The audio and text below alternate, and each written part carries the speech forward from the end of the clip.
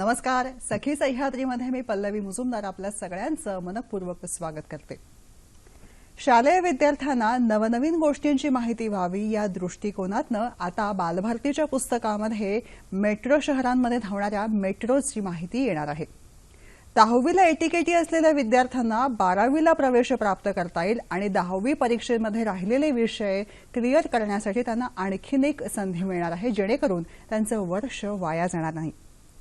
त्याचबरोबर 10वीच्या गुणपत्रिकेमध्ये आता अनुत्तीर्ण, नापास, फेल या शब्दांना कायमचा फाटा मिळालेला आहे आणि त्या जागी कौशल्य विकास अभ्यासक्रमांसाठी पात्र असा शेरा देण्यात येणार आहे. या बरोबरीने आणखीन एक बातमी आपण वाचली, ती म्हणजे 10वी उत्तीर्ण नसलेल्या विद्यार्थिनीला तिच्या विषयामध्ये असलेलं तिचं स्थान, तिच्या विषयामधली तिची गुणवत्ता बघून परदेशामधल्या विद्यापीठाचं द्वार तिच्या पुढच्या अभ्यासक्रमासाठी खुलं झालेलं आहे. मंडळी, या सगळ्या गेल्या 2-3 दिवसांमधल्या बातम्या, ज्या बातम्या वाचून आपण सगळे पुन्हा विचारामध्ये पडलो, क्वचित प्रसंगी पुन्हा त्या बातम्यांचं वाचनही केलं.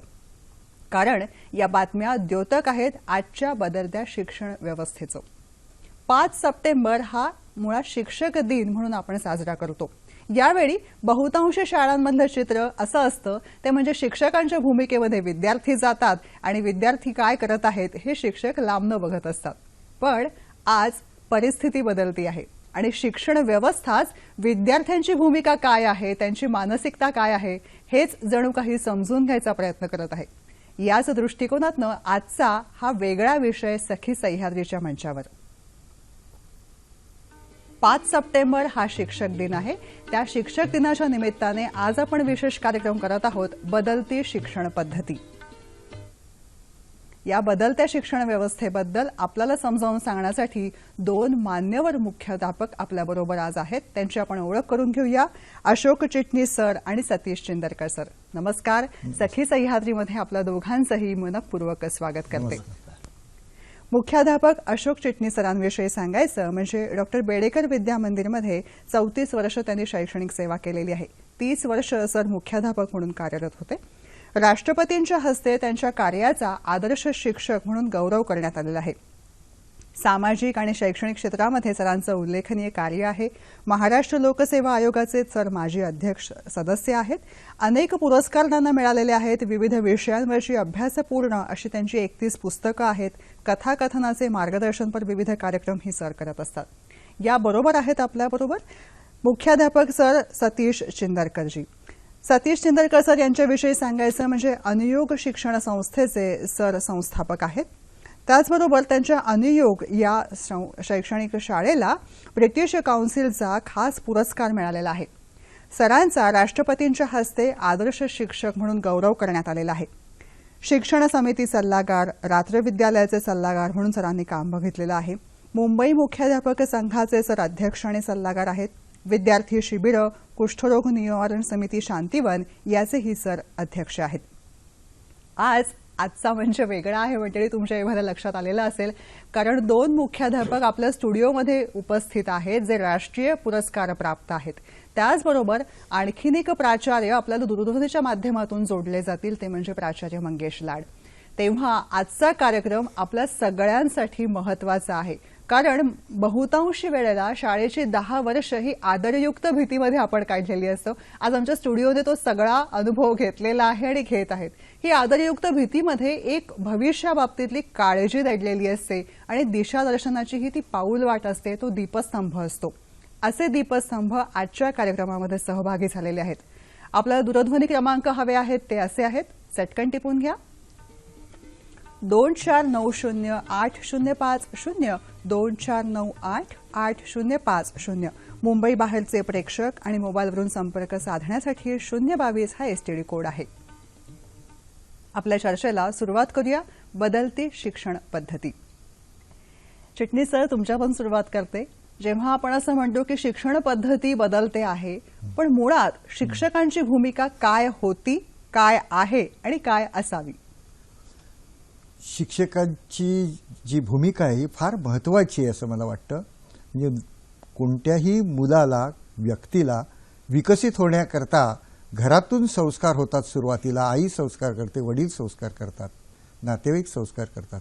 पण नंतर संबंध आयुष्यामध्ये शिक्षक म्हणजे वेगवेगळ्या पातळीवरचे शिक्षक हे त्या मुलाला माणसाला घडवत असतात. त्या दृष्टीने महत्त्वाची अशी भूमिका त्यांची असते. मला तर असं वाटतं की जो विद्यार्थी असतो हा एखाद्या बालब्रह्मासारखा असतो आणि त्याला ताज्या पदार्थाचा नैवेद्य दाखवायचा असतो. जसं देवाला आपण शिळं अन्न ठेवत नाही नैवेद्यासाठी, ताजं अन्न देतो, तसं शिक्षकांनी रोज खूप वाचन करणं, अभ्यास करणं आणि विद्यार्थ्याला नवीन नवीन ज्ञान देणं, त्या ज्ञानाचा ताजा नैवेद्य देणं अशी शिक्षकाची भूमिका असते. आणि दुसरी गोष्ट मला सांगायचं आहे की हे अनेकांनी सांगितलेलं आहे, शिक्षण तज्ज्ञांनी सांगितलेलं आहे, विनोबाजींनी सांगितलेलं आहे, राम शेवाळकरांनी सांगितले, शिवाजीराव भोसलेंनी सांगितले, गांधीजींनी सांगितले की शिक्षकाची भूमिका ही आईसारखी असायला पाहिजे. त्याचं तो पुरुष असला तरी त्याचं हृदय विद्यार्थ्यांच्या संदर्भात मातृहृदय असायला पाहिजे. मस्त. यामधून कालच आपण पिठोरी अमावस्या पण साजरी केलेली आहे. म्हणजे शिक्षकांची भूमिका ही संस्कार आणि संस्कृती आणि आधुनिकता या तिन्हीचा मेळ असला पाहिजे असं आपल्याला वाटतं. बरोबर आहे. चिंदरकर सर काय सांगाल? नमस्कार. 5 सप्टेंबरला शिक्षक दिन आहे. त्या निमित्ताने मी भारतातील सर्व शिक्षक आणि जगातील सर्व शिक्षक यांना मी वंदन करतोय.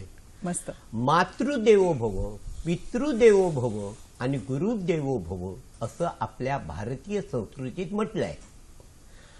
5 सप्टेंबरला सर्वपल्ली राधाकृष्णन यांचा जन्मदिन भारतात शिक्षक दिन म्हणून साजरा केला जातो. राधाकृष्णन हे तत्वज्ञ होते. ते राजर्षी म्हटलं जातं त्यांना.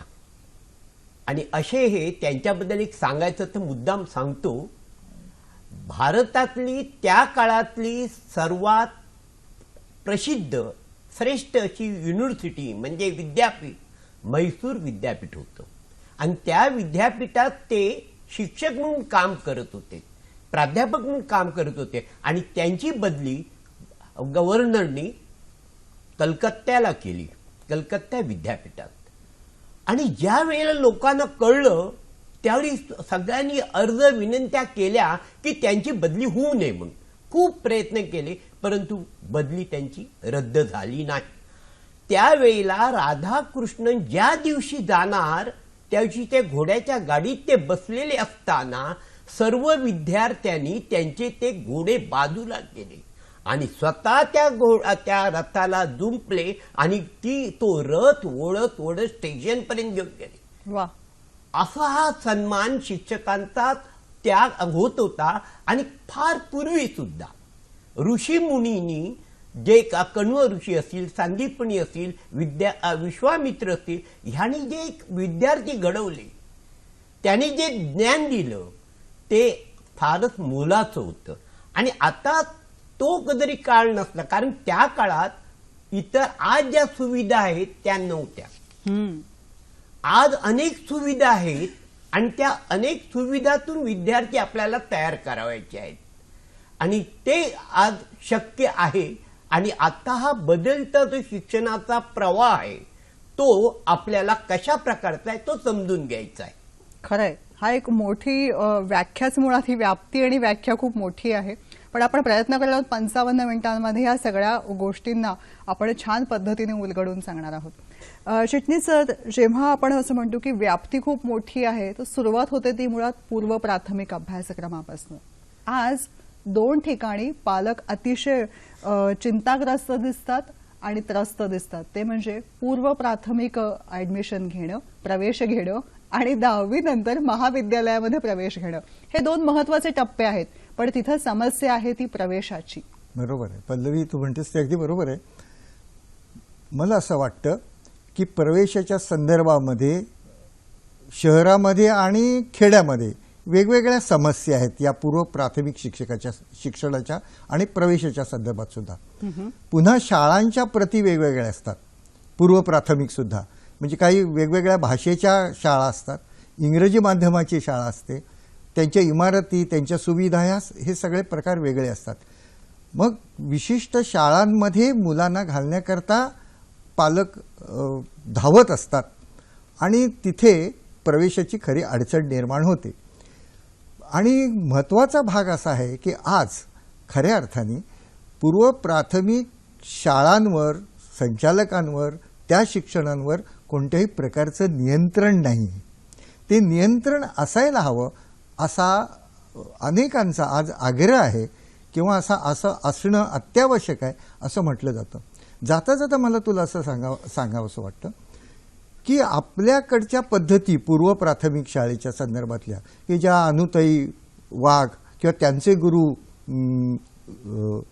किंवा त्यांच्या शिष्या अनुताई वाघ वगैरे ही जी मंडळी कोसबाडला आणि बोर्डीला ज्यांनी काम केलं आदिवासींसाठी, त्यांनी एक पूर्व प्राथमिक शिक्षणासाठी काही वेगवेगळे निकष तयार केले, मानसशास्त्र, बालमानसशास्त्राचा अभ्यास केला, त्याची पुस्तकं तयार केली. आज सगळं जग जवळ येते, ग्लोबलायझेशन झालेलं आहे. त्यामुळे आपण जे बदलत्या शिक्षणाचा विचार करतोय त्यावेळेला आपल्याला इतर देशांचा, तिथल्या शाळांचाही विचार करावा लागतो. आपल्याकडे काही चांगल्या शाळा निश्चितपणाने आहेत आणि इतर देशांच्या शाळांचा विचारही केला जातो. पण तरी सुद्धा मला तुला एक किस्सा सांगावासा वाटतो की मी नुकतंच फ्रान्सला गेलो होतो आणि फ्रान्सच्या काही पूर्व प्राथमिक शाळा मी पाहिल्या.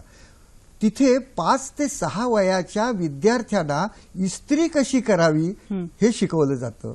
तिथे किचन टेबल छोटंसं असतं, इस्त्री छोटं मॉडेल असतं. किचन टेबलवर बशा कशा धुवाव्या हे त्या लहान मुलांना शिकवलं जातं. कारमधला बेल्ट मागच्या सीटवरचा कसा बांधायचा कमरेला ते शिकवलं जातं. स्वयंपाकघरातल्या वस्तू टेबलावर कशा मांडायच्या हे सगळं शिकवलं जातं.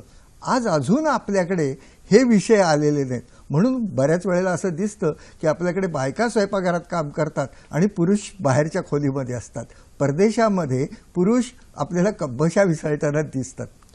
ह्या पूर्व प्राथमिक शिक्षणामधून मुलांवर होणारे जे संस्कार असतात आणि मुलं अतिशय अनुकरणप्रिय असतात आणि चटकन ते शिक्षकांकडनं जे ज्ञान मिळतं ते घेत असतात. आज आपल्याकडे लहान मुलं सुद्धा मोबाईल्स वापरू शकतात. लहान मुलं 2.5-3 वर्षाची सुद्धा कॉम्प्युटरवर बसू शकतात.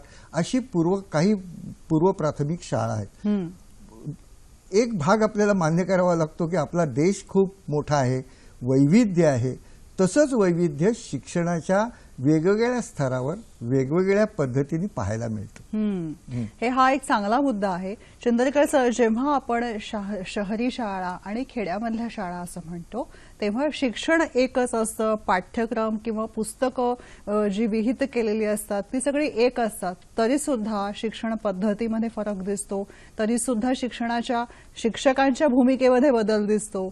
आणि अंतर जी आहे ती असं आज आपण कुठेही ठामपणे सांगू शकत नाही की शहरामध्ये अंतर कमी आहे आणि खेड्यामध्ये लांब आहे. कदाचित ते उलटही असू शकतं. प्रश्न असा आहे की खेड्यामध्ये ज्या शाळा आहेत त्या फार दूर अशा आहेत शाळा त्यांच्या वस्तीपासून. काही वेळेला मी स्वतः ज्यावेळी विद्यार्थी होतो त्यावेळी मला 4 किलोमीटर चालत जावं लागायचं आणि आमच्या वेळेला 2 बार शाळा असायची. सकाळी 7 ते 10 परत घरी यायचं आणि नंतर 3 ते 6 म्हणजे एकंदर मी 16 किलोमीटर चालत होतो. आणि कित्येक शाळा अशा आहेत की नदी पार करून जावं लागतंय, ओढे पार करून जावं लागतंय, जंगलं पार करून त्यांना जावं लागतंय आणि पुष्कळदा स्वतःची शेती करून स्वतःची गुरं सांभाळून त्यांना शाळेत जावं लागतं. हा खेड्यातला प्रकार आहे. तर मुंबईत मात्र शाळा जरी जवळ असल्या किंवा काही लोकांची अशी भूमिका असते अमुक ही शाळा चांगली, तमुक ही शाळा चांगली म्हणून त्यांना त्या शाळेत घेऊन जायचं. चांगली म्हणजे काय, त्या भिंतींवरची शाळा चांगली असं समजतायत. म्हणजे ती शाळा चाकपाक असली म्हणजे ती शाळा चांगली. मग अशी आमच्या मित्रांनी सांगितलं अशोकजींनी की ही लोकांची एक समजूत आहे. केवळ इमारती चांगल्या म्हणजे शाळा नव्हे, तर ती शाळा त्यामध्ये मिळणारं शिक्षण आणि त्यामध्ये शिकविणारे शिक्षक आणि ग्रहण करणारे विद्यार्थी यांच्यावरती अवलंबून असते. आता खेडेगावात अनेक अशा शाळा आहेत. कुमटे बीट इथली शाळा, असे अनेक मी नावं सांगू शकेन पण आता मी नावं घेत नाही सगळ्यांची, की त्या ठिकाणी मुलं सतत शाळेत यायला बघतायत. 365 दिवस शिक्षकही असतात आणि विद्यार्थी त्या शाळेत वा, असतात. मस्त. आणि एवढंच नव्हे तर सांगावं लागतं, बाळांनो आता तुम्ही घरी जा. आणि ते विद्यार्थी इतके तयार केले गेले आहेत हा. की ते विद्यार्थी अगदी 1 लाखापर्यंत जर हे असेल, अंक असेल तर तो लगेच ओळखतात. त्याचा गुणाकार ते सांगू शकतात. ही किमया ते खेडेगावातले लोक करू शकतायत. त्यांना वेळ आहे आणि तो वेळ सत्कारणी लागावा यासाठी ते प्रयत्न करतायत.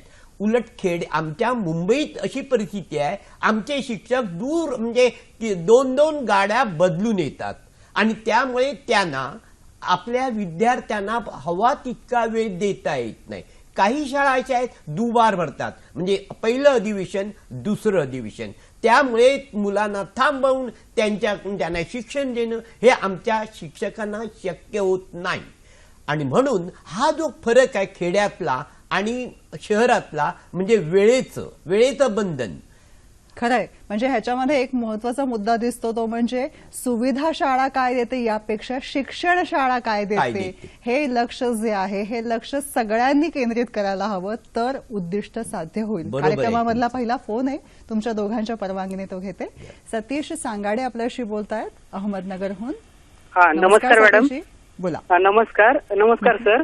माझा प्रश्न असा आहे सर की आज जागतिक स्तरावरती एखाद्या विद्यार्थिनीला नापास हा शिक्का आपल्या भारतामध्ये भेटत असताना जागतिक स्तरावरती तिला एखाद्या विषयामध्ये चांगले गुण मिळून तिचं नैपुण्य पाहून तिला पुढे त्यांच्या देशामध्ये बोलवलं जातं किंवा पुढच्या शिक्षणासाठी तिला बोलवलं जातं. तर सर मग आपल्या शिक्षण पद्धतीमध्ये असा विचार होऊ शकत नाही का सर? असा माझा बदल प्रश्न. होणार आहे. हा धन्यवाद, सर. म्हणाला ते बरोबर आहे. 10वी नापास असणारी विद्यार्थिनी कालच मी वाचले पेपरमध्ये, तिला परदेशात मात्र बहुमान तिला होतोय आणि आपल्या देशात मात्र नापासचा शिक्का मारला जातो. आता हा नापासचा शिक्का बदलायचा आहे आपल्याला. नापास हा शिक्का आपण काढून टाकणार आहोत. तर आता असंच पाहिलं जाणार त्याचं कौशल्य कशामध्ये आहे, त्याची क्षमता कशामध्ये आहे हे पाहिलं जाणार आणि त्याला जरा वेळ लागणार. शिक्षणाची पद्धती आपण बदलत चाललो आहोत. आता कृती शिक्षण, आता बघा प्रश्नपत्रिका आता 10वीला नाही आहे, विशेषतः भाषा विषयाच्या आणि गणित विषयाच्या, इतर विषयाच्या पण होणार आहेत. त्या कृती पत्रिका आहेत. सर, हा मुद्दा खूप चांगला आलाय कृती पत्रिकेचा. मी थोडं विस्तृतपणे याविषयी जाणून घेते आपल्याकडून. बदलती शिक्षण पद्धती या दृष्टिकोनातून आज आपण बोलत आहोत, पण त्याचबरोबर हा सप्ताह महत्वाचा आहे. हा सप्ताह म्हणजे 1 सप्टेंबर ते 7 सप्टेंबर हा कालावधी जो आहे तो राष्ट्रीय पोषक आहार सप्ताह, नॅशनल न्यूट्रिशन वीक म्हणून आपण साजरा करतोय.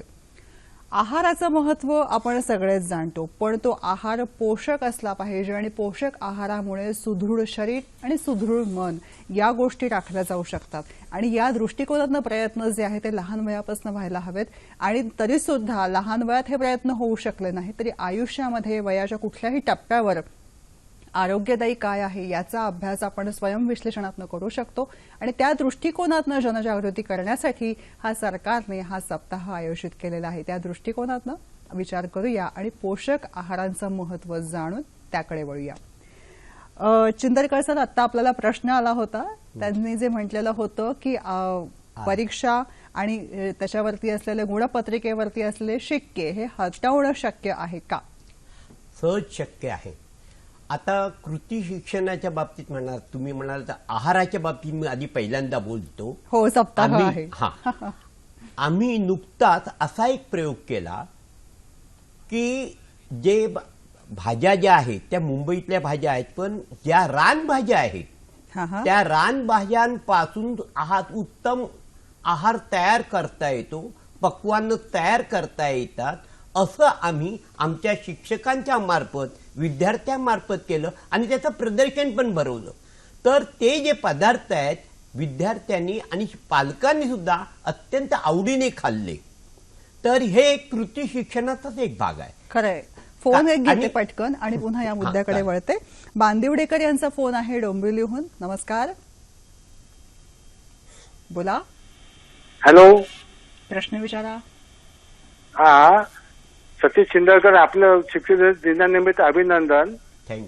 शालेय शिक्षणाबरोबर शारीरिक शिक्षण आणि क्रीडा क्षेत्रासाठी भरीव कामगिरी करणं हे शाळेचे कर्तव्य आहे किंवा नाही, त्याप्रमाणे प्रयत्न होत आहेत का, हा माझा प्रश्न आहे. धन्यवाद. तुमचा प्रश्न अतिशय उत्तमच असा आहे. खेडेगावात खेळायला मुलांना मैदानं फार आहेत, खेळतात सुद्धा, ती नद्यामध्ये डुंबतात सुद्धा, झाडावर चढतात सुद्धा, भरपूर खेळतात, धावतात, अगदी टेकड्यांवरती पण जाऊन येतात. परंतु मुंबईत आमच्या म्हणजे शहरांमध्ये ही मैदानं ठेवलेली नाहीये. त्यांच्यामध्ये जी रग आहे विद्यार्थ्यांची, ती रग जिरवली जात नाहीये. जी मैदानं आहेत ती आरक्षण त्यांच्यासाठी आहेत, ती उठवली जातात आणि इमारती बांधल्या जात आहेत. हे फार मोठं धोक्याची घंटा आहे. ऑलिम्पिकमध्ये आम्ही यश मिळवत नाही, याला हेही एक कारण आहे. परंतु माझ्या शाळेच्या बाबतीत तुम्हाला एक मुद्दाम सांगतो की माझ्या शाळेला मोठं मैदान मिळालेलं आहे गव्हर्नमेंटतर्फे फार पूर्वी. हे आम्ही 60 वर्षापूर्वीच सांगतोय. आणि त्यामुळे माझ्या शाळेतून 125 विद्यार्थी हे नॅशनलला गेलेले आहेत. वा. तर असं पण फारच तुरळक मुंबईत ज्या आतापर्यंत 1700 पर्यंत शाळा आहेत, ह्या 1700 शाळांपैकी हार्डली 25 किंवा 30 शाळांना मोठी मैदान आहेत. हे दुर्दैव आहे. खरंय, मैदानही बऱ्याचदा इमारतीच्या गच्चीवरती आहेत. अशाही पद्धतीने आपल्याला दिसतं की शाळेची इमारत जी आहे त्याची गच्ची हेच विद्यार्थ्यांसाठी मैदान. रस्त्यावरती सध्या शाळांची काही विद्यार्थी क्रीडा करतायत, व्यायाम करतायत. रस्त्यावर गाडी आली की थांबायचं, असे प्रकार आज आहेत मुंबईत. तर खरं म्हणजे शासनाने ह्या शाळांसाठी मैदानं उपलब्ध करून द्यायला पाहिजेत, असं मला स्वतः वाटतं. तरच ह्या शारीरिक शिक्षणाच्या बाबतीत प्रोत्साहन मिळेल. चिटणीस सर, मुळात विद्यार्थ्यांना की मैदानी खेळांमध्ये सज्ज व्हावं किंवा विविध उपक्रमांमध्ये त्यांनी सज्ज व्हावं, अभ्यासाव्यतिरिक्त विचार करावा, या दृष्टिकोनातून विचार करताना काही वेगवेगळे उपक्रम आपण राबवले का शाळेमध्ये, त्याविषयी जाणून घ्यायला आवडेल. जसं सर आता म्हणाले की खास करून मैदान आहे, मैदानाचा वापर व्हायला हवा, तसं आपले कोणते कोणते उपक्रम? 30 वर्षामध्ये मी विविध प्रकारचे उपक्रम केलेच. मगाशी तू छान म्हणालीस की शिक्षण जे असतं हे माणसाचं मन घडवतं आणि शरीर घडवतं. मी दोन्ही प्रकारे अतिशय शिक्षणाची आवश्यकता असते. जसं शारीरिक शिक्षण आहे तसं क्रमिक पुस्तकातलं शिक्षण आहे. माझ्या उपक्रमामधले असंख्य उपक्रम आहेत की त्याच्यातल्या मी निवडक उपक्रमांचा उल्लेख करतो. अवश्य. आरोग्याच्या दृष्टीने, आपण आरोग्याचा सप्ताह आहे म्हणून मी त्याची सुरुवात करतो की आरोग्याच्या दृष्टीने मी अगदी दरवर्षी सगळ्या विद्यार्थ्यांची वैद्यकीय तपासणी घेत होतो. आता बहुतांश सगळ्या शाळांमध्ये किंवा काही शाळांमध्ये तपासणी होते. माझ्या शाळेतल्या तपासणीतला एक भाग असा होता की डोळ्यांची विद्यार्थ्यांची तपासणी घेतली जात असे. आणि मला स्वतःला असं जाणवायचं काही वेळेला का विद्यार्थी वाचत असताना पुस्तक अतिशय जवळ घेऊन तो वाचायचा. शिक्षकाला लक्ष ठेवावं लागतं या बाबतीमध्ये की हा मुलगा जवळ पुस्तक घेऊन का वाचतो. आणि जेव्हा अशा काही मुलांचे डोळे तपासणी झाली तेव्हा लक्षात आलं की त्यांना नंबर आहे आणि त्यांना चष्मा लावायला पाहिजे. काही मुलं झोपडपट्टीतली होती की ज्यांना चष्मा सुद्धा खरेदी करता येत नव्हता आणि त्यांचे पालकही जागरूक नव्हते.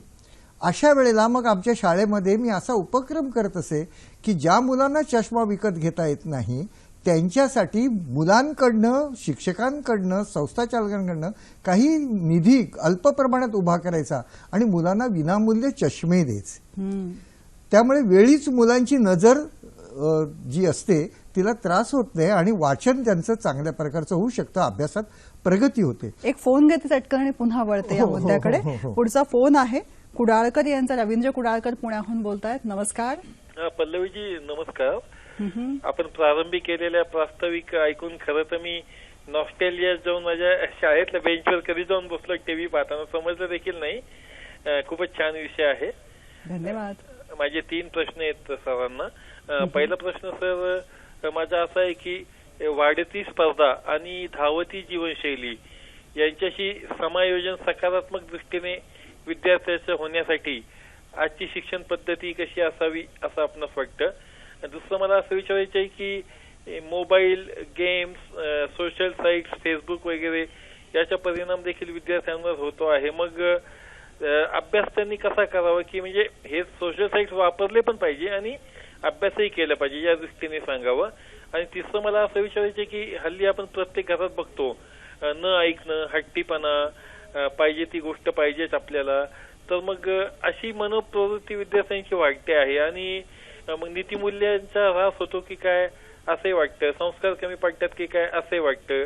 आपण एक शिक्षण तज्ञ म्हणून काय सांगाल? धन्यवाद. धन्यवाद. चिटणीस सर, त्यांचा पहिला मुद्दा जो होता त्याकडे वाढती स्पर्धा आणि बदलती शिक्षण पद्धती याचा एक मनावरती ताण येतो का?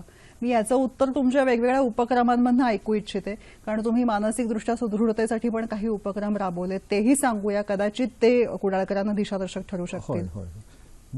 मगाशी मी सांगत होतो तो एक थोडासा भाग आहे त्याच्यातला महत्वाचा माझ्या दृष्टीने, की कुष्ठरोग हा असा विषय आहे की शाळांमध्ये प्रामुख्याने याच्याकडे पूर्णपणे दुर्लक्ष केलं जातं.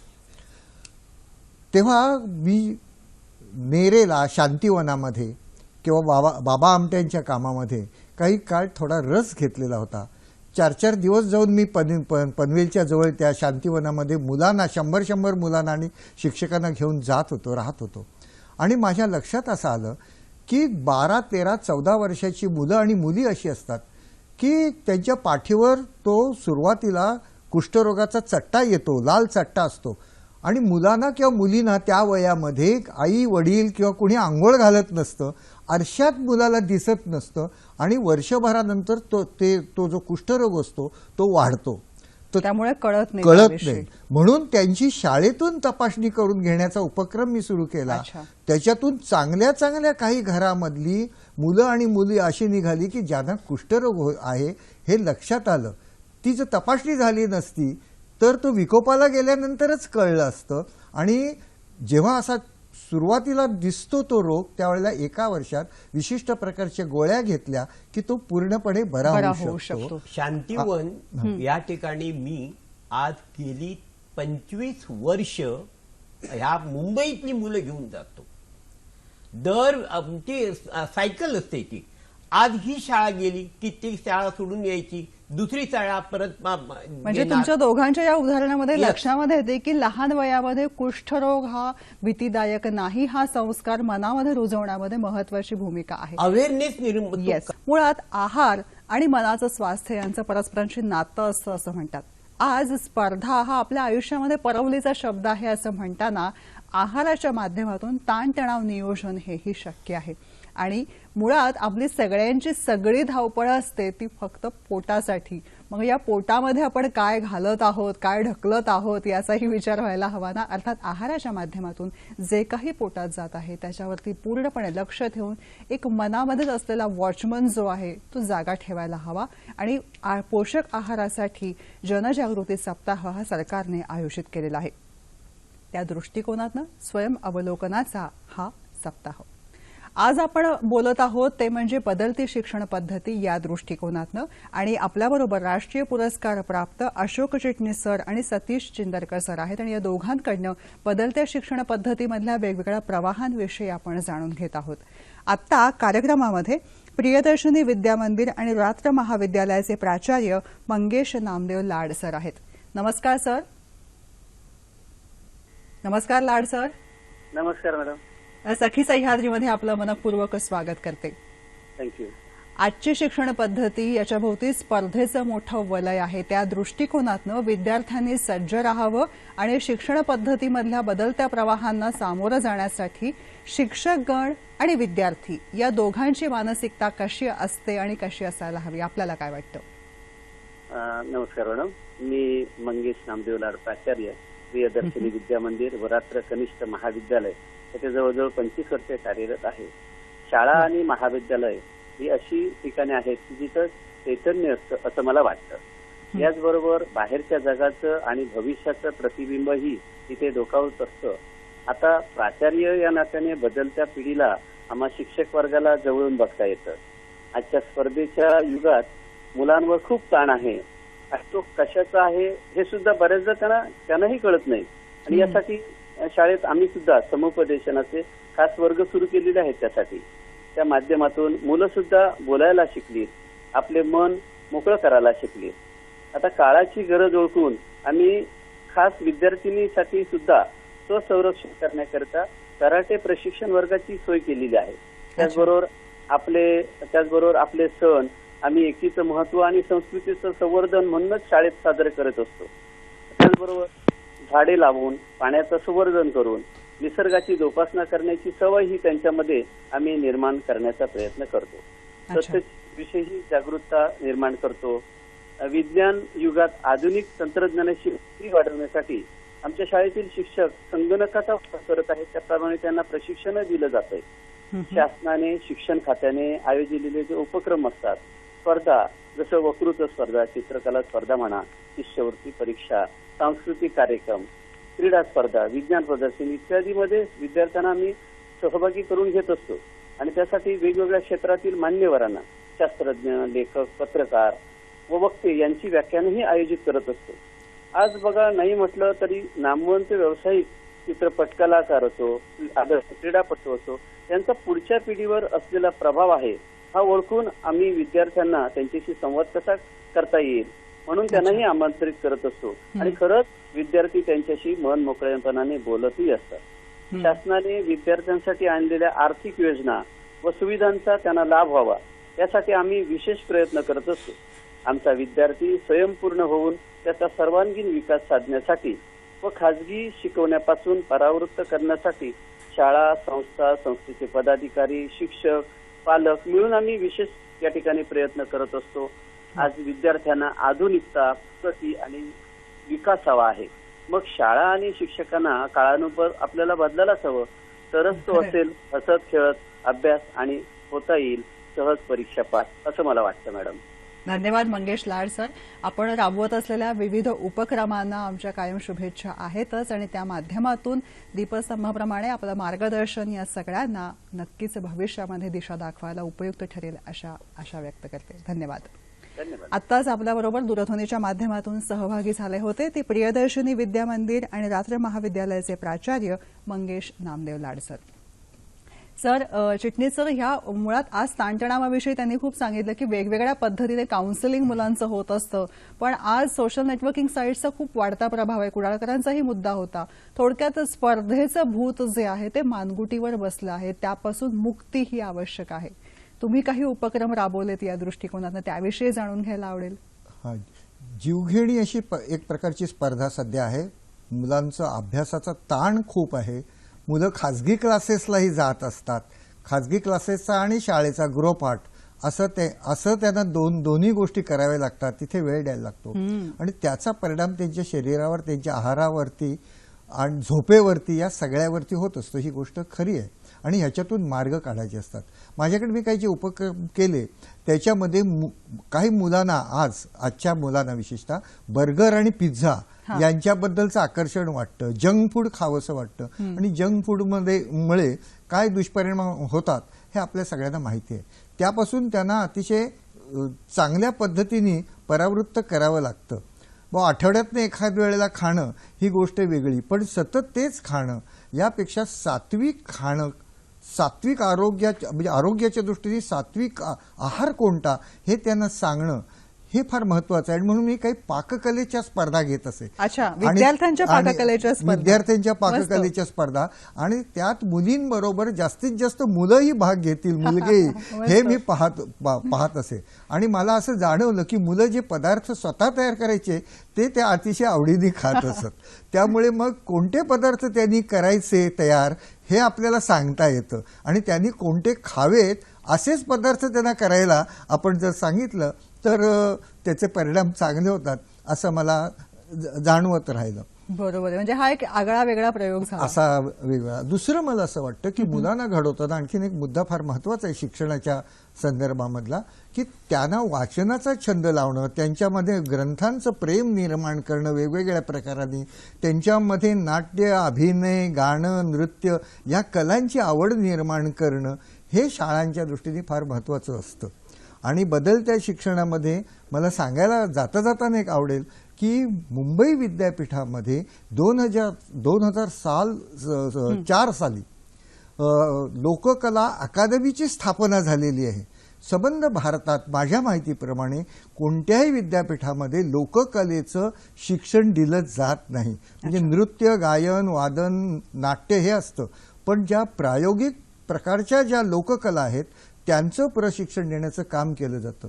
शाळांमधूनही तुमच्या गॅदरिंगच्या, स्नेहसंमेलनाच्या दृष्टीने केलं जातं. माझ्या शाळेत मी असं करत असे की प्रत्येक वर्गाचं स्वतंत्र गॅदरिंग करायचं, स्नेहसंमेलन करायचं. त्याच वेळी पालकांची पण मीटिंग घ्यायची आणि मुलं काम करतायत, नाटकामध्ये, गाण्यामध्ये भाग घेत आहेत असं पाहिल्यानंतर पालकही उपस्थित राहत असत. अच्छा. आणि मग पालकांना मुलांच्या आहाराच्या संदर्भामध्ये आपल्याला सांगता येतं, मुलाच्या आरोग्यासंबंधात, मुलाच्या अभ्यासाच्या संदर्भात अशा अनेक गोष्टी एका वेळेला करता येतात खरंच. असं मला जाणवायचं. आमच्या शाळेने पाकिस्तानच्या संबंधात आदान प्रदान करायचं ठरवलं. बर. तर तिकडची खाद्यपदार्थ कोणते ह्याची कोलस त्यांनी आमच्या शाळेत पाठवली. बरं. आम्ही आमच्या भागातले खाद्यपदार्थ कोणते ते त्यांच्याकडे पाठवले आणि त्याचप्रमाणे इतर सुद्धा विषय घेतले होते. एकंदर 414 पत्र कोलाज आमचे पाकिस्तानला गेले आणि पाकिस्तानचे सुद्धा तेवढेच आमच्याकडे आले. ह्या संदर्भात मी जरा खाद्यपदार्थाच्या बाबतीत मुद्दाम बोलतो की मुलं आज ही भेळ खातात, ती याची कोबीची तयार करून त्याच्यात ॲजिनोमोटो असतो आणि चायनीज भेळ मिळाला आपण. हा, ती चायनीज भेळ अतिशय घातक आहे. एक मृत्यू आमच्या भागात आला ते सतत खाणाऱ्या विद्यार्थ्यांच्या. एक विद्यार्थी आमचा हॉस्पिटलमध्ये आहे आज. तर अशा ह्या ज्या घटना होतात तेव्हा पालकांना आम्ही एक पहिली नोटीस काढली की ॲजिनोमोटो ही जे आहे चायनीज भेळ कोणी खाता कामा नये. आणि आमच्या बाजूला जे आहे त्यांना आम्ही कळवलं की इथे जर तुमची असेल तर आम्ही कळवणार. थोडक्यात पुन्हा म्हणजे सात्विक आहाराचं महत्व मुलाचं आहे. Correct. पुढचा फोन आहे सीमा यांचा मुंबईहून. नमस्कार सीमाताई. हा, नमस्कार. माझा आपल्या सर्व मान्यवरांना नमस्कार. आणि मला एक 3 छोटे प्रश्न विचारायचे बोला. की नापास हा शेरा पुसून टाकला म्हणून वस्तुस्थिती बदलते का? बरं. दुसरं, रोज जाहीर होणारं नवीन शिक्षण पद्धतीतला निर्णय हे स्थैर्य कधी मिळवून देणार शिक्षण पद्धतीला? बरं. आणि 3, स्पर्धेचं युग आहे म्हणत मुलांवर अभ्यास आणि प्रोजेक्ट यांचं जे प्रेशर दिलं जातं ते कितपत योग्य आहे? त्यांनी असं म्हटलं होतं की नापास हा शब्द कसा हटेल आणि नापास हटला म्हणून वस्तुस्थिती बदलते का? चिंदरकर सर, तुम्हाला काय वाटतं? मला नक्कीच वाटतंय शासनाने ते 1ली ते 8वी पर्यंतचे विद्यार्थी नापास करायचे नाही जे ठरवलं ते अतिशय उत्तम अशी घटना आहे. मात्र त्यामुळे असं घडतंय की नापास झाल्यानंतर मुलांचं ते मनोधैर्य खचतं. काही खेडेगावातले नापास झाल्यानंतर परत शाळेत जात नाहीत. यासाठी हे नापासाचं जे भूत आहे ते कायमचं गाडून टाकलं पाहिजे. नवीन दिशेचे मार्ग नवीन खुले दिशा होतील. अशी आहे की शिक्षणात ज्ञान रचनावाद आलेला आहे. हो. म्हणजे विद्यार्थ्यांनी स्वतःहून शिक्षण घ्यायचं आहे. त्याच्यानंतर कृती शिक्षण आहे, त्या कृती शिक्षणातून त्यांनी ते घ्यायचं आहे. म्हणजे आज समाजामध्ये पोस्ट ऑफिस म्हणजे काय, बँक म्हणजे काय, हे त्याच्यानंतर अशा क्षेत्रभेटी देऊन त्यांनी कृती शिक्षण पण घ्यायचं आहे. आणि त्याचप्रमाणे त्यांनी निरीक्षण करायला शिकायचं आहे आणि निरीक्षणातून पुढचं शिक्षण घ्यायचं आहे. आणि हे जे आपण एखाद्या विषयामध्ये क्षमता कमी असेल तर ती क्षमता वाढविण्याचं काम शिक्षकांचं आहे. जे 6वं वेतन आलं त्यावेळेला आम्ही शिक्षकांनी आमचे हक्क मागितले, पण कर्तव्य हे होतं की 45 तास काम करायचं आणि जे मागास विद्यार्थी आहेत त्या विषयामध्ये त्यांना पुढे घेऊन जायचं आहे, पण ते केलं जात नाही. पण खेडेगावात मात्र ते केलं जात आहे. आणि म्हणून आज जी समर्थ भारत जो आपण ठरवतो आहोत, प्रगत महाराष्ट्र ठरवतो आहोत, तो करण्यासाठी ह्याचा फार मोठा मोलाचा उपयोग होतोय. निरीक्षण, कृतीशीलता आणि वस्तुस्थितीला धरून ज्ञान रचनावाद. खरंय. चिटणीस सर, जेव्हा त्यांनी अजून एक मुद्दा काढला की बदलत्या शिक्षण पद्धतीमुळे, या बदलत्या प्रवाहांमुळे स्थैर्य हरपेल अशी भीती त्यांना वाटते आहे आणि हे प्रोजेक्ट्स या नाद्यामध्ये नेमकं काय करायचं आहे याचा गोंधळ शिक्षक, विद्यार्थी आणि पालक या तिघांच्या मनामध्ये माजलाय का? तुम्हाला काय पहिली गोष्ट अशी की शिक्षणाच्या प्रक्रियेमध्ये सतत बदल होतात आणि होणं अत्यावश्यक असतं. या प्रक्रियेत स्थैर्य येऊन चालणारच नाही. थांबला तो संपला असं म्हटलं जातं. सॅच्युरेशन आणि दररोज नवीन नवीन शोध लागत असतात आणि सारखं जग बदलतंय. मी मगाशी म्हटलं त्याप्रमाणे ग्लोबलायझेशन झालेलं आहे. आता आपल्या देशातून परदेशात गेलेले जे अनेक विद्यार्थी आहेत ते इतके नामवंत झालेले आहेत आणि आज अमेरिकेमध्ये सुद्धा गुगल सारख्या संस्थेवरती, मायक्रोसॉफ्टवरती, पेप्सीवरती भारतीय वंशाची मंडळी प्रमुख अधिकारी म्हणून आहेत. हे आपल्याला अभिमान वाटण्यासारखी गोष्ट आहे आणि ही माणसं किंवा त्यांचे आई वडील सुद्धा ह्या भारतीय शिक्षण पद्धतीतून घडून तिथे गेलेले आहेत.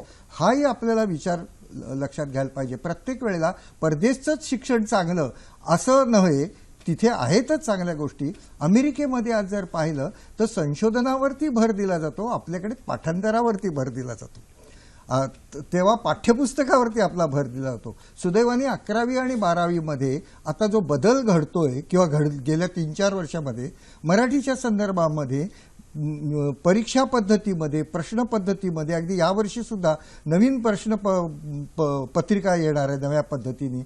संगणक आलेला आहे. वृत्तपत्र लेखन, जाहिरातीच्या संदर्भामध्ये, सूत्रसंचलनाबद्दल, सादरीकरणाबद्दल, कोश वाङ्मयाबद्दल, विकिपीडियाबद्दल, मराठी ईमेल, संगणक आणि मराठी अशा शीर्षकाखालच्या धड्यामध्ये तुम्हाला ईमेलच्या संदर्भात, ब्लॉगच्या संदर्भामध्ये माहिती मिळते. हे सगळं बदलत आहे म्हणूनच मिळतं. हे जर स्थिर राहिलं असतं शिक्षणात मागच्या पद्धतीने तर हे बदल झाले नसते. आपण मागे पडू अशी आपला विकास होणार नाही. सर, या सगळ्यामध्ये अजून एक आजच्या काळामध्ये आज तुम्ही चांगला मुद्दा उल्लेख केला, तो म्हणजे ग्लोबल स्टुडंट आहे, जागतिक विद्यार्थी आहे.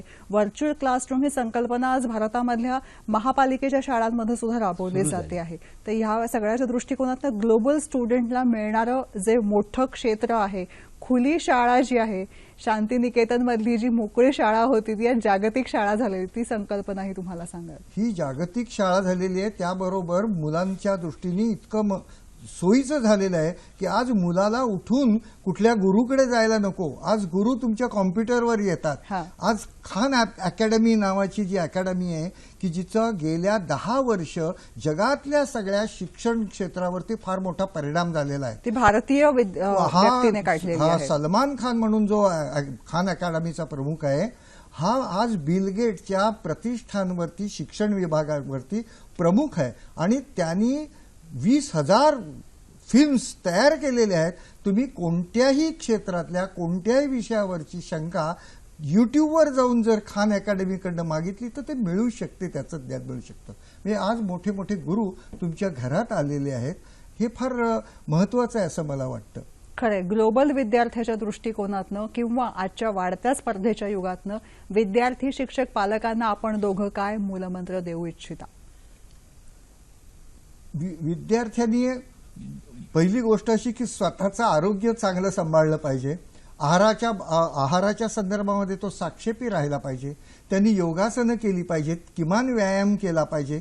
मानसिक ताण कमी करण्याकरता संगीत ऐकलं पाहिजे. इतर कलांचा छंद त्यांनी शारीरिक मानसिक बदलाचाही हाच काळ असतो, त्यामुळे कदाचित हा ताण असू शकतो. आज म्युझिक थेरपी सगळ्या जगभर वेगवेगळ्या विद्यापीठातून सुरू झालेला आहे. हा विषय फार मोठा विषय आणि वेगळा विषय आहे.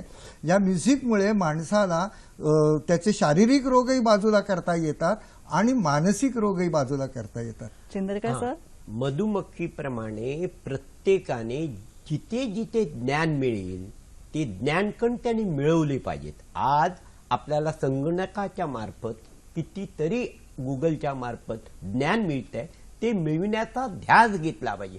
अभ्यास तसा तो ध्यास जर असेल ज्ञानाचा तर तो नक्कीच त्याच्यात यशस्वी होईल आणि आपला महाराष्ट्र, प्रगत महाराष्ट्र आपल्याला करायचा, तो नक्कीच सफल होईल असं मला खात्री आहे. मस्त.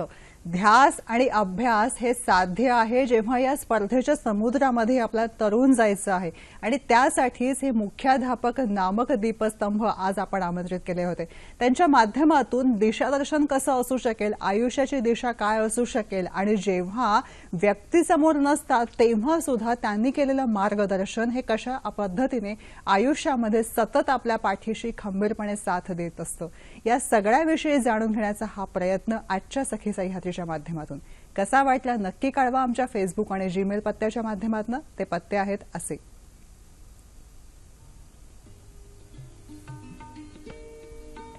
www.facebook/sakhisayhadri.dt आणि sakhisayhadri@gmail.com. कार्यक्रम कसा वाटला नक्की कळवा. तुमच्या प्रतिक्रियांची आम्ही वाट बघतोय. आणि मुळातच जेव्हा आपण असं म्हणतो की आदरयुक्त भीती आपल्या मनामध्ये असते तेव्हा दिशादर्शन मिळणार ही खात्री असते. आणि म्हणूनच त्या सगळ्यांना मानवंदना, त्या सगळ्यांना सलाम आणि त्यांच्यामुळे आज आपण आपापल्या क्षेत्रामध्ये यशस्वी आहोत त्या सगळ्यांना धन्यवाद देण्याचा 5 सप्टेंबर हा शिक्षक दिनाचा वेगळा दिवस. तो कसा साजरा करतो हेही महत्वाचं आहे, पण त्यामध्ये मनामध्ये दडलेली कृतज्ञतेचा भाव हा तितकाच महत्वाचा आहे. सर, मी आपल्या दोघांचेही मनपूर्वक आभार मानते आणि तुम्हाला नमस्कार करताना मनामध्ये हीच भावना आहे, आमच्या सगळ्यांचे मुख्याध्यापक, आमच्या सगळ्यांचे शिक्षकगण हेही आम्हाला दिशादर्शक ठरले. आपल्याला मनपूर्वक आभार आणि अभिवादन. धन्यवाद. धन्यवाद. नमस्कार. आमचे दोघांचे एकच शिक्षक आहेत, एस व्ही कुलकर्णी, फार महान